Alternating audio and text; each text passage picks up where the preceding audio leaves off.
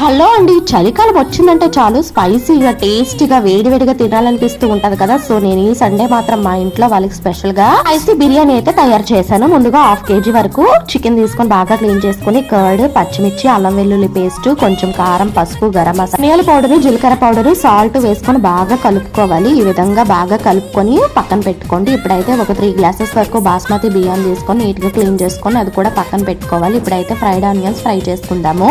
Onions fry అయ్యాక వేరే బాండి పెట్టుకుని ఆయిల్ వేసుకొని మనం మ్యారినేట్ చేసుకున్న ఈ చికెన్ పీసెస్ ని ఈవెన్ గా స్ప్రెడ్ చేసుకుని కొత్తిమీర, పుదీనా వేసుకుని మూత పెట్టి ఒక 1/2 hour కుక్ చేసుకోండి. ఒక బాండీలో నిండా వాటర్ తీసుకుని అందులో కొంచెం ఆయిల్, రుచికి సరిపడా ఉప్పు, బిర్యానీ స్పైసెస్, పెట్టుకున్న రైస్ ని యాడ్ చేసుకుని ఒక 70% కుక్ అయిన తర్వాత ఈ విధంగా చికెన్ పైన లేయర్ టు లేయర్ యాడ్ చేసుకుని మూత పెట్టుకొని ఒక 10 minutes కుక్ చేసుకున్నామంటే టేస్టీగా అయితే బిర్యానీ పొడి పొడిగా తయారవుతుందండి. మీరు కూడా ఒకసారి అయితే ట్రై చేయండి, లైక్ చేయండి, సబ్స్క్రైబ్ చేసుకోండి. Thank you, bye.